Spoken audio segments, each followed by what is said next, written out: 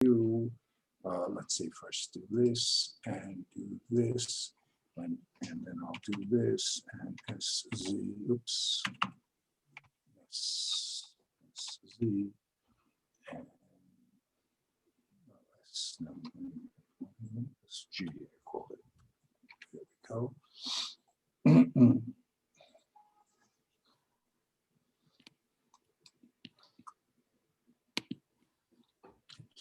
Now, my aim here is to give you the tools to do analysis. So I'm not going to teach you, I'm not going to give you lectures. My lectures are workshops where I give you the tools that you yourself can understand how these rules and cases are being built. Okay, so let's look at our Arba Avos. We'll open that up on my screen, and then we'll share it with you, and we'll be ready to go.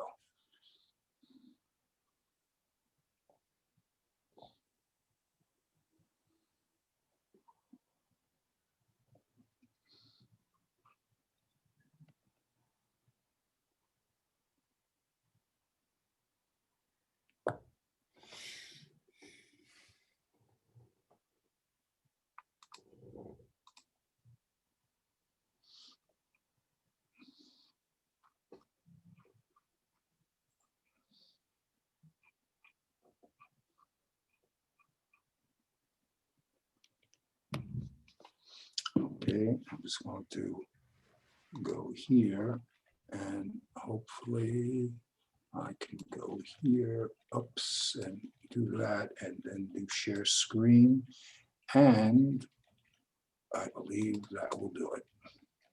All right. So we're sharing now? It's coming up, yeah. Okay.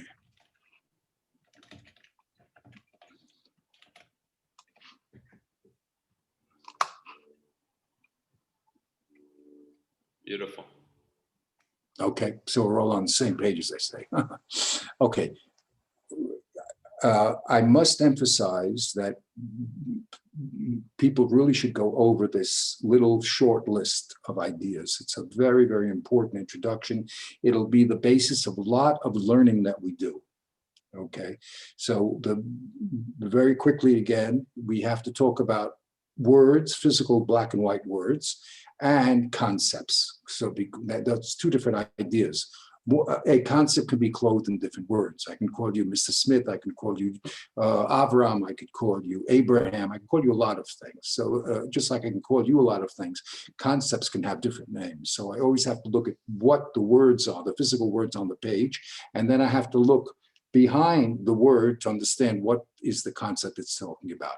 Now, whether it's words or language, we cannot admit any extra words or concepts. That's the rule. Hashem, just like he created 10 fingers and not 11 or 9, that's called dafka. He did it purposely. There's a miyut, by the way, David, right? You have 10 fingers. You don't have 9, you don't have 11. Okay, so there's a limitation, and there's a reason for that limitation. Okay, so in language, we have to count the words, and if we see an extra word, we raise our hand and we say, well, what's it doing there? Okay. Now, even if the words are different, but the concept comes out to be the same, we do the same thing. We say that cannot be.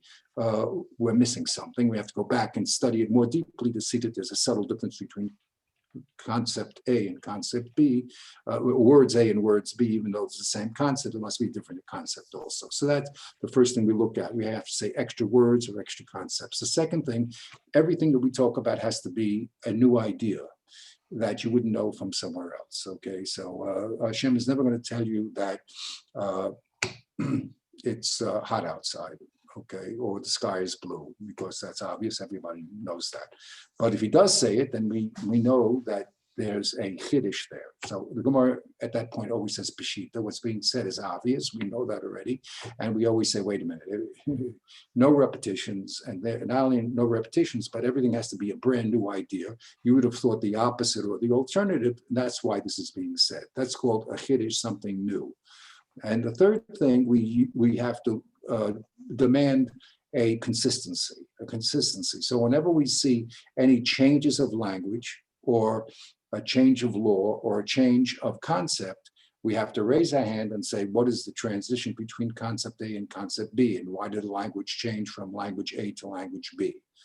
Okay, so that's going to, these are very, very, a few short views, a short list, but it's very, very important. You'll go through Gemaras and Gemaras and Gemaras, and you'll see that the Gemara is doing that with the Mishnah, the Gemara is doing that with the Pesukim.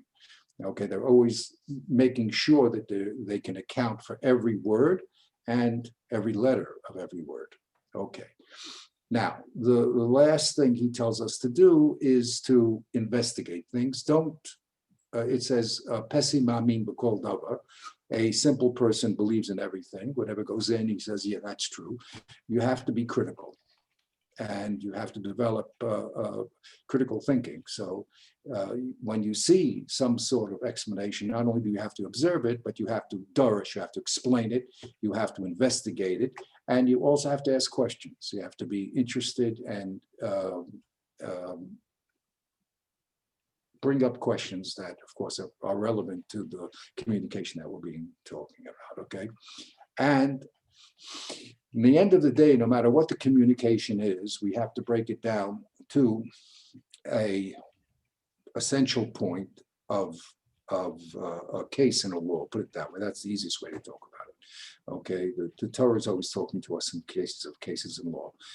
The source of that law, whether it be Rabbanan or Pasuk, which is that's what usually the Gemara does, and that's what you have to look at also. In the end of the day, you have to know what case is it, what law is it? As David pointed out, we're talking about the case in the man. It's a man damaging an animal. It's not man damaging another man. So it's okay. So we have to be very careful what's the case, and we have to understand what the source is. So that happens to be a source in Vayikra. Okay. And the third thing you have to do is what I call, or what he calls Hagbala. I call it the limit of the law. You have to know when you're doing the mitzvah, up to when can you do, or are you considered doing the mitzvah, and at what point do you stop doing it? That's called the border. So every mitzvah that we have has those borders. A tefillin has to be squared, matzah has to, be cooked in less than 18 minutes. So every mitzvah we do have very, very clearly defined borders, and that's something that we have to use the Gemara to bring us into those definitions, because the Chumash just tells you to eat matzah, but it doesn't tell you all those definitions. So that we need Torah Shabbat Pet to define. So that's a short list of things we're always going to be looking for. So now we're starting with this Gemara, Mishnah, I'm sorry, which starts off with a comma. And there it informs us that there are 4 avos and nezikin. In the last class, we spoke about 4 as being a word of limitation, meaning 4 and not, in this particular case, it's going to be 4 and not 24 or 13, as other subjects will be talking about, other Tanoim will be talking about. This is the class of 4, class of these 4 items. And we spoke about what is an av. And we explained along those lines, there are unique cases and there are class cases. And that's something also that we viewed a little before in the beginning of the class. How you determine that, we'll have to hold off, because that's a very serious study. But needless to say, these cases that are mentioned, the Shur, the Bor, the Mav, and the Hever, are not unique. They're presented in the Chumash as unique cases, but they're going to turn into class cases. That's what an Av is. They're going to be generative, just like you can't have a child unless you have a father. So the father has to produce children. If he doesn't produce children, he's not called a father. He's called a husband. He's called a bachelor, but he's not called a father. So these are the new idea here in the Mishnah is, first of all, the limitation of 4. We're only going to talk about a class of 4 different types of damages.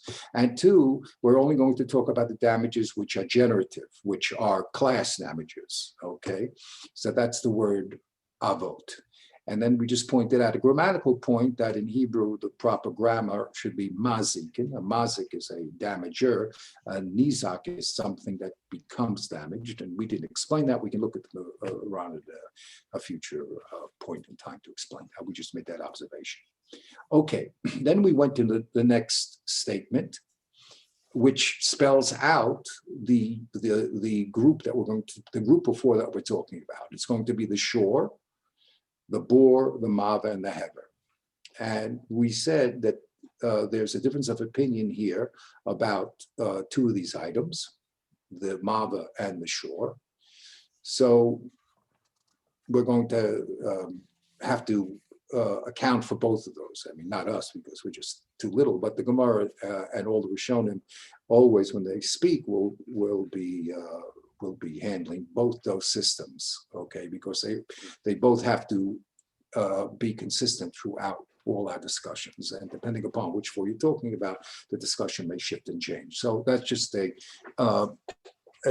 problem or that we're going to have to be involved with. That's two great rabbis, Rav and Shmuel, over here will differ. Now, everybody, both Rav and Shmuel, will agree about the boar. Okay, I hope you can see what I'm highlighting here. Okay, so they both have no problem with the boar. They agree that boar is boar, meaning a pit.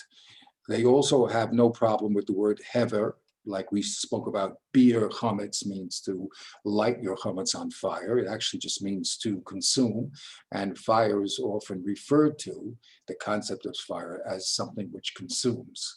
So there's no difference of opinion between Rav and Shmuel when it comes with hever. So the only problem that they have is mave and shore.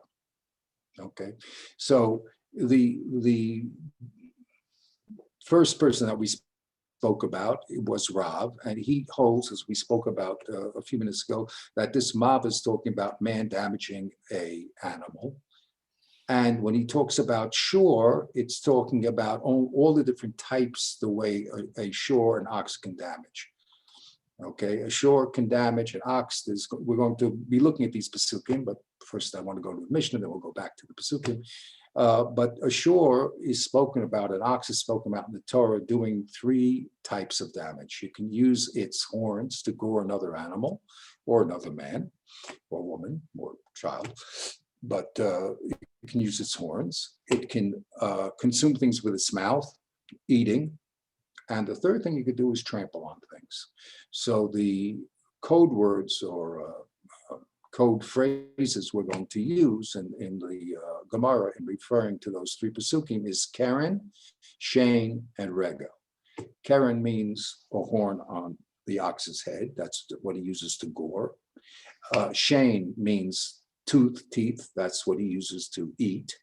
And Rego means foot. That's what he tramples with, okay? So according to Rav, the shore is a composite word, which includes all the different ways the ox does damage in the Chumash: goring, eating, and trampling. What, according to Rav, then is mava? It's man damaging property, okay? That's mava. So he holds shore is the composite of all different types of shore damaging, and man is man the damager to property. We said that's found in Leviticus. Okay. Now, when it comes to Shmuel, he disagrees, and he says that this mava actually is only talking about the damage of shame when an animal eats. And he holds the shore is not a composite word of Karen, Shane, and Rego, but is only talking about when he tramples. Okay, so that's the setup here in this particular situation. We have difference of opinion when it comes to mava and shore. Is the shore composite? That's Rav. It says the shore means all the ways the Torah talks about the shore, and Shmuel disagrees. It says it's only talking about one of those ways, which is Rego. And when it comes to mava, so Shmuel says it means the other way that the animal does damage, which is shane, and the shore is only talking about Rego. So over here in this diagram, I broke the pasukim down. This is one of the things I used to do in the old days before we had computers. I actually used to take a photostat of the Gemara and then take a razor blade and start slicing up the page, which was a little bit sacrilegious, but in order to show the people that there's a format in the discussion. People think that this is just reading, like if you read a book, you just see paragraphs. Okay, you may see paragraphs, but you don't see spacing between each sentence. There's no need to do that if it's a descriptive story. But here we're not talking, although it's presented that way because it can't be done any other way until we have Word and all these things, but actually it's a scientific text which is broken down and formatted in a very special way. Another class where we're going to go over the types of formatting, but right now you can just trust me that this text is unusual because it's not a storyline. It's a progressive communication of information. Okay, and we'll see that as we do it. In order to help us see the progression of thought, what I do is I leave the text as it is. I don't touch the text at all. But what I do is I format it, and that just helps us concentrate on what the statements are and what the relationship of each statement to the other statement is. Okay, so I try to do as least invasive as possible. I leave the words always as they are, but I do like to format it because that will focus us on the form that the text takes, which is very, very important. By the way, the form used to be understood through the way the words were sung. Okay, people used to sing Mishnah, sing Gemara. That singing is actually another method of orally understanding the format. Okay, even nowadays that's what people do when they learn. Okay, and Torah, by the way, always supposed to be spoken out. Okay, that be it as may, I call this, what I'm doing, I gave it a nickname called visual logic. Those of us who ever did any programming, I don't know if you ever did programming, but Microsoft, when it first started giving people the tools to manipulate programs, to create programs, it had a program called Visual Basic. The original basic language, I think by Dartmouth, was just letters and numbers.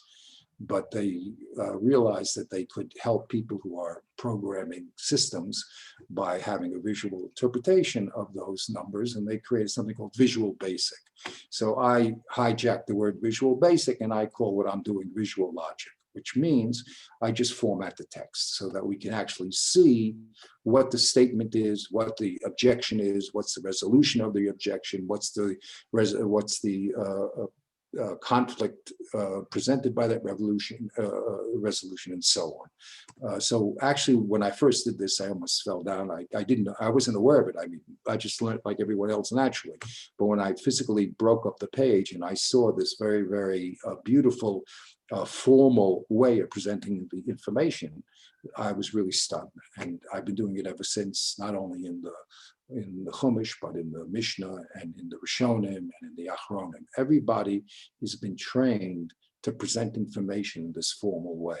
And it's a secret because people understand it intuitively. And my Rebbe used to say what he tried to do was to give us tools for conscious learning and to take what's intuitive and make it into a conscious understanding. So that's why you'll see that I'm taking the text and breaking it up. I don't add any words to the text, but by breaking it up, I'm able to analyze the text and to see the beauty of the presentation, which is the communication of the real ideas that are coming through the analysis of the text. Okay, so the Rabbi, first, I yes, just wanted to please. state, I obviously know this is probably a very deep question that'll be addressed, but just want to see if it's a good question based on some of the principles we've discussed.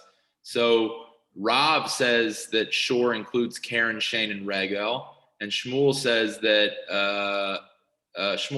Shor includes Regel and Mave includes Shane.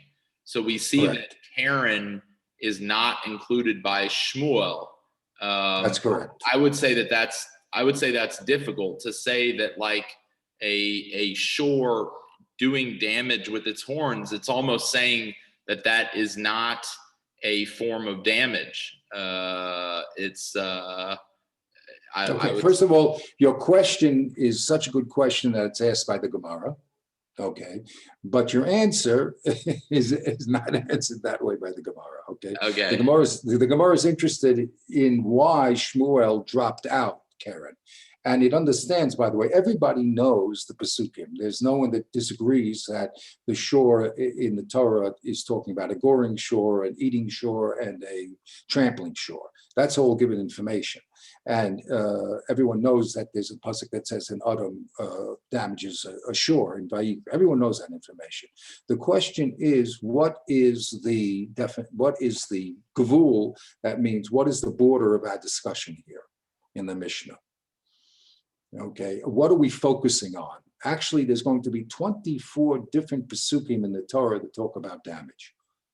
Not 4, but 24. So everybody knows that information.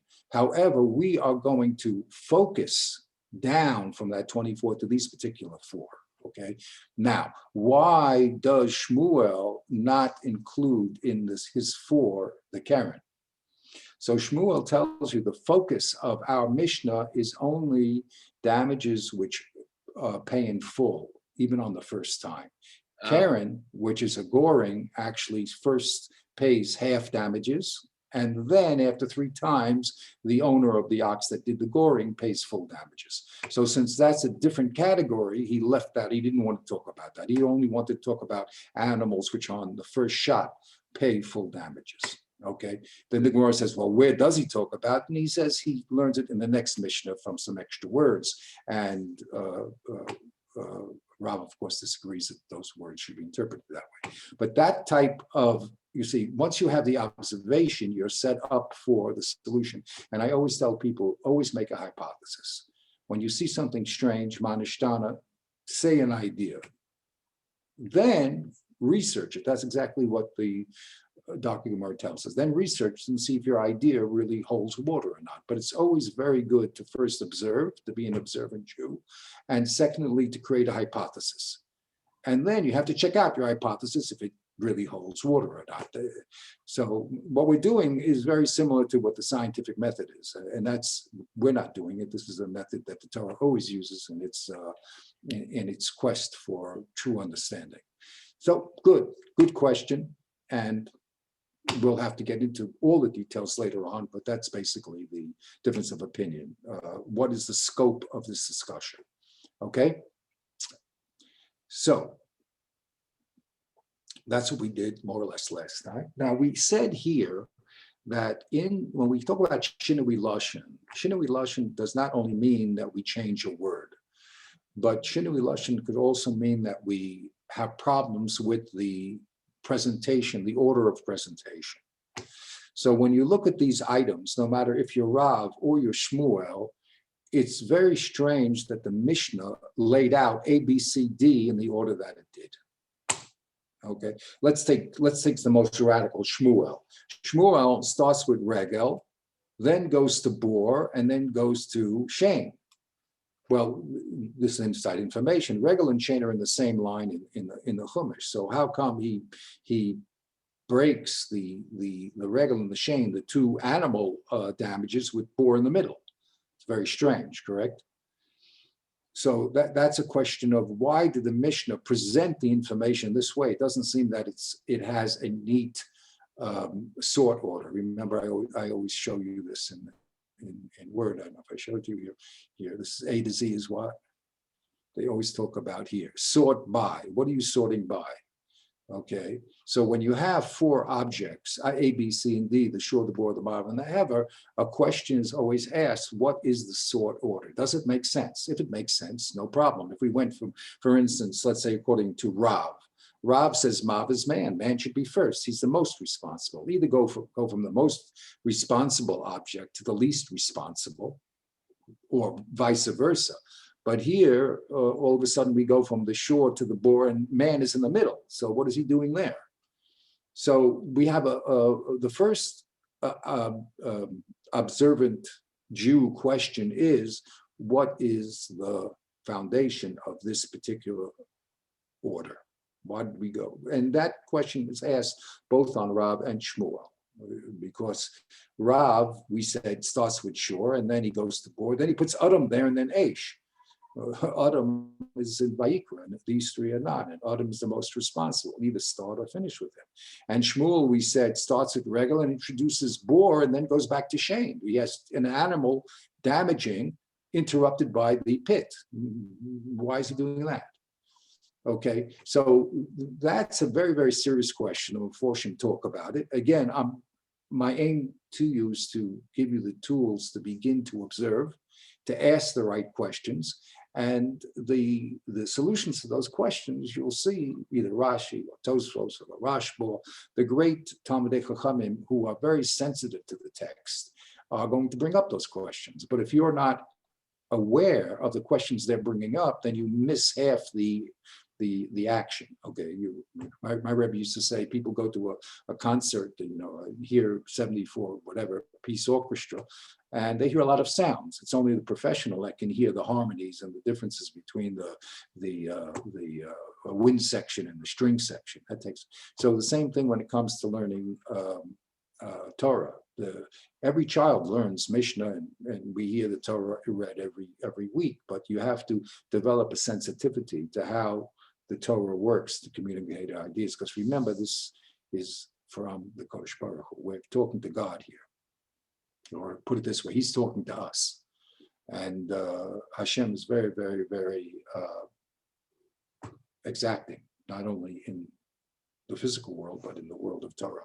So we have to be trained to be exacting on the text, to make our observations, to present our hypotheses, and then be responsible to do the proper research so that our conclusions are also correct.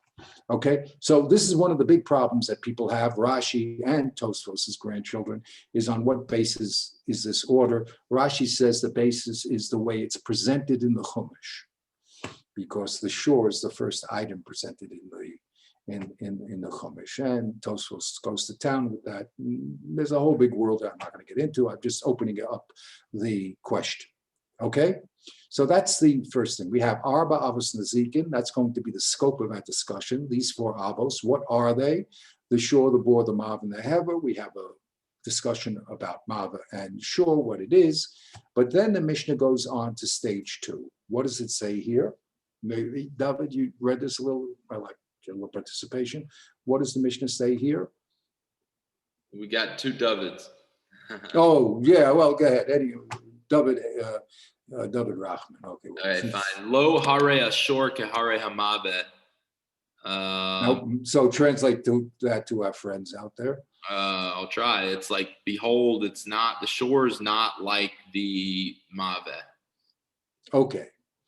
So that's what the Mishnah says. It's saying of these 4 items, item number 1, which is Shur, is not like Ka. Ka means to be like, and Lo Hari means it's not like, and Hari means behold. Okay, so behold, the Mishnah is telling us, the Shur is not like the Mava. Okay, so if we just say it according to Rav, the Shur, which is the Karen chain, Regel is not like man, the damager. Now, on the surface of that, let's read this. First, we'll read the second observation of the Mishnah, and then we'll go back and analyze it a little. Okay, what's the second statement it makes? The lo hare hamabe ke hare hashor. So, and the mabe, and behold, the mabe is not like the shore. Okay, so now when we're talking, if I can abstract this, right? We're saying A is not like B and B is not like A. Actually, we're saying A is not like C and C is not, you get it? Because here, Shur begins our Arba Avos. We skip the Bor, is that correct? And we jump to the Mava. So the discussion of the Mishnah here relates to A and C, if you know what I mean. We call this A, Shur. We'll call the Bor B, and we'll call Mava C, and we'll call Hever D, okay? So it says A is not like C. And it also says C is not like A. Okay. Now, first of all, what questions do we have to ask about those statements? What question would you ask as an observant Jew? Well, why it's comparing the animal to the man, right? Yeah, keep talking. Good. Okay, so what should the it be? shore is the ox, the maba is the man. So we're basically saying that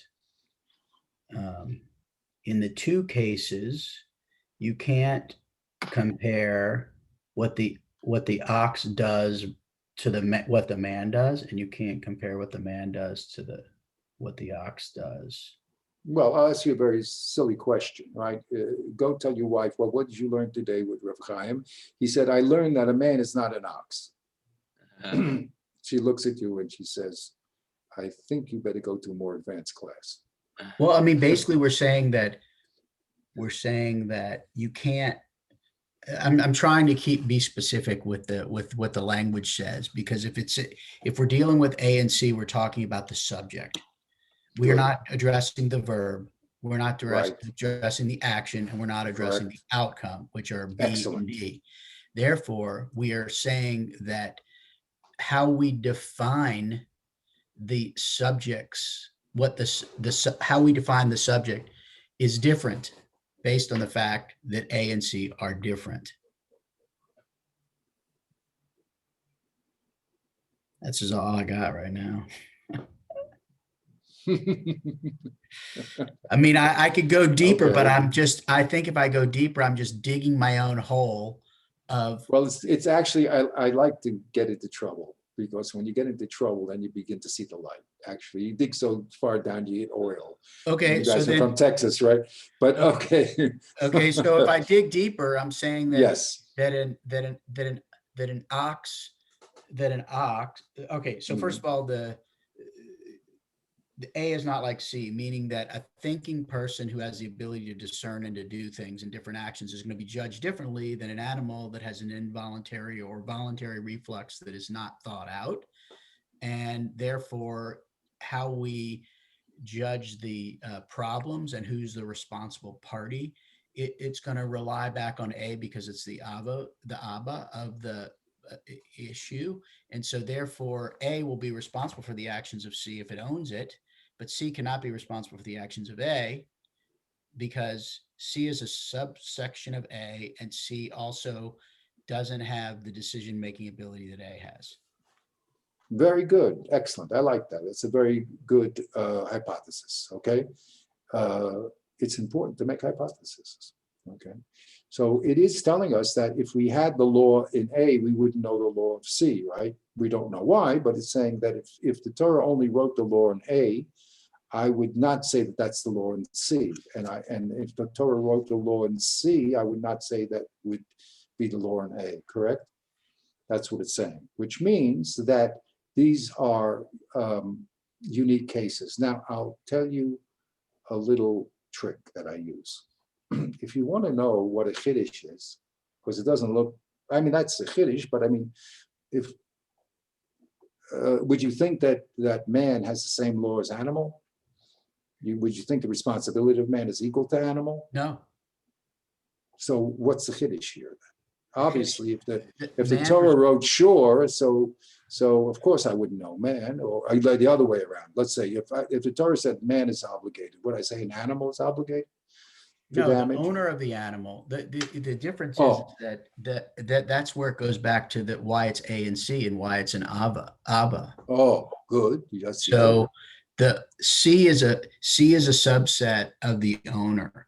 So C's actions will result in man's obligation, but man's actions won't result in ox's obligation.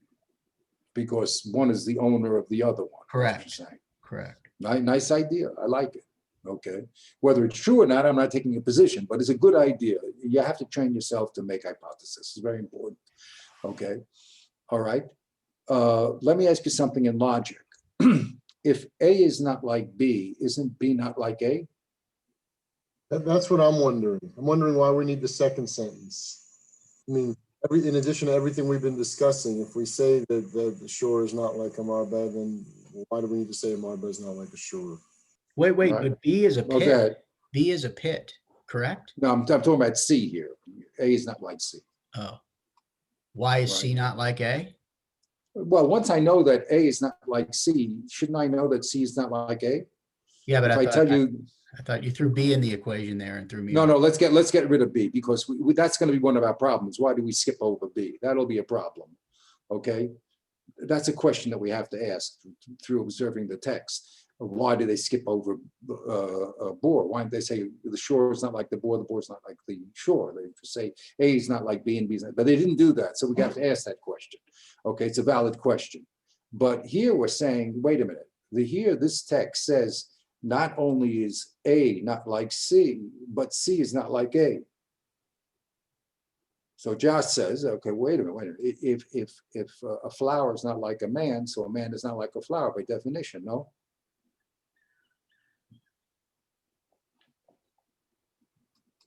So this seems to be an extra statement, because if I know that A is not like B, isn't it an inference that B is not like A? You mean C? I mean C, I'm sorry. A like C and C is not like A, correct? No, because A could Why? own C. A could have the ultimate responsibility for C. So A has responsibility for C, but if I know that, and therefore what? And therefore, what about C? Given A that has ultimate responsibility for C, right? So I know that what? I know I'm obligated to pay. I know I have to pay, right? If I had A is responsible for the actions of A, and A is responsible for the actions of C. C, so then why are they not like each other? because one is a subset of the other. C is a subset of A. So if I had the major set, I would know the subset. And if I had the subset, I wouldn't know the major set. Is that what you're telling me? Well, potentially. What I'm trying to say is that there's a difference between a human and an animal in terms of obligation. And the Okay. animal could be owned by the human. And if the Okay, so animal's which owned by one is more which one? Well, first of all, the animal is never, we never extract money from an animal, correct? right? We're could only kill it. extracting money from the human being who owns the animal, right? Therefore, that's the Abba. So then what are you telling me? Just spell it out. If I Well- have the Abba, then what? The Abba is not like the Tolda, and the Tolda is not like the Abba. That's what you're telling me? Right, but the Abba is still responsible for the actions of the Of the shore. of the shore. But the shore is not responsible, you're telling me what, for the actions of the Abba? Correct. Okay, that's pretty simple though, isn't it? You ever put a shore in prison because of because his master did something wrong? Look, we have to assume that an ox is owned by some person at every time. We have to assume that the Maba, the person, I'm sorry, not the mob. The person has other obligations because of their intellect, if you will. And Yes. therefore, that is why it's an Av, because A, it can think, B, it has responsibility and possible ownership for an animal, and it cannot be judged the same way as an animal, and it is held liable for damages or for activities of itself and things that it owns. Now, is C an Av? No. Well, why does it say Arba Avos then?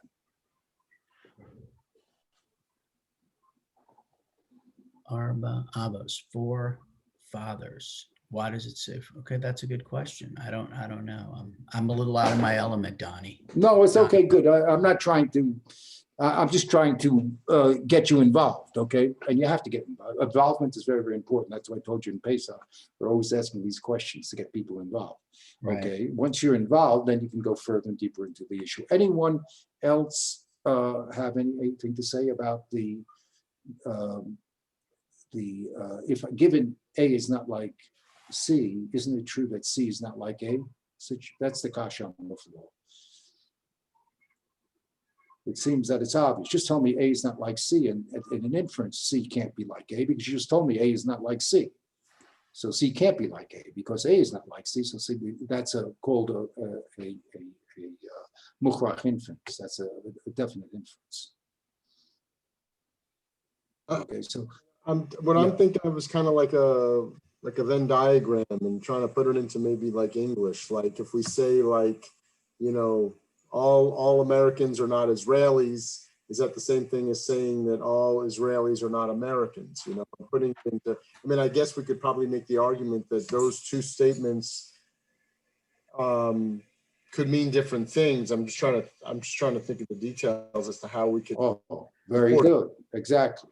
And they must mean different things. Now, one of the tricks that I use, which I got also from these books, is if a statement is in the negative, make it in the positive and see what comes out. That's called being honorary, right? David Rahman sometimes gets in trouble with that, right?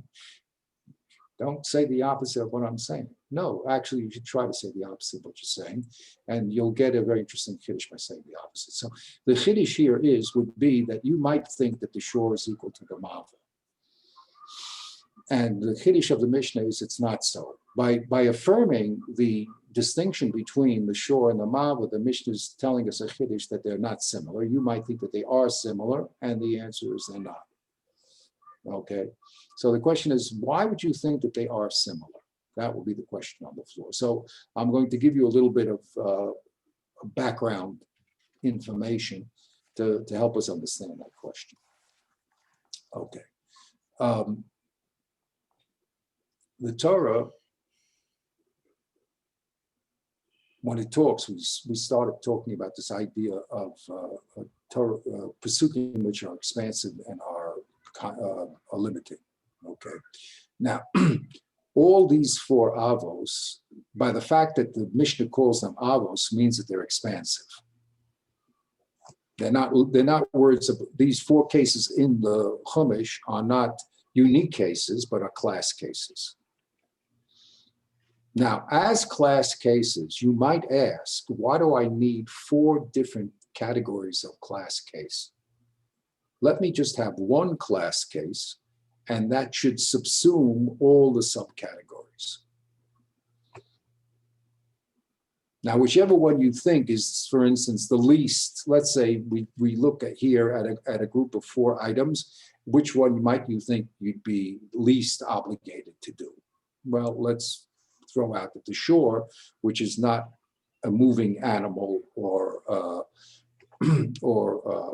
like fire, it doesn't move either, okay, just a stationary object. Of these four items, so the the pit might be the one you might think is the least obligatory because you did the least active, it's the least active damager. You with me? So you might want to posit and say, well, let the Torah write just bore, and if I'm obligated for something that is the least active of the damagers, so certainly I should be obligated on the more active damagers. Are you with me? Sounds like you're talking about a kal v'chomer. Exactly. What is a kal v'chomer? A kal v'chomer means give me one of these four and I'll be able to generate the other ones, because if the least likely to be obligated is already obligated, so then the more likely certainly should be, right? So man, which is, if I had to compare a pit which doesn't move at all to fire which moves but is not alive, to animals which move and are alive, to man, so it seems to me that you could just write the least likely of those four to be obligated, and I could learn, as Josh said, a kal v'chomer to the other ones. So that violates our rule of Peshita, of we don't need them anymore, is they're extraneous. Are you with me? So the Mishnah is bothered with that fact. The Mishnah is bothered with the fact, why did the Torah have to write four different types of damage? Give me the one which is least likely to be chayav, obligated, and tell me that one I have to pay for, and then I'll draw kal v'chomer to the other three. That's what the Mishnah is bothered with, that question. That's called the hidden question of the Mishnah. And because of that question, it's saying it's not true. Each one of these four might give you the impression that they are the more machmir one. They're the more obligated one. We have to spell that out. But that's what the Mishnah is saying. The Mishnah is saying that each one of these items have a peculiar chumrah, which means a peculiar reason why they might be the one that you're obligated on, and the other ones you may not be. If I didn't have the other ones written, I would think you'd be patur, you wouldn't have to pay. You with me? So that's what the Mishnah is doing. Now, by the way, this is a very unusual Mishnah, because as you study, you'll find that Mishnahs tend to talk about case law. They don't talk about problems in case law.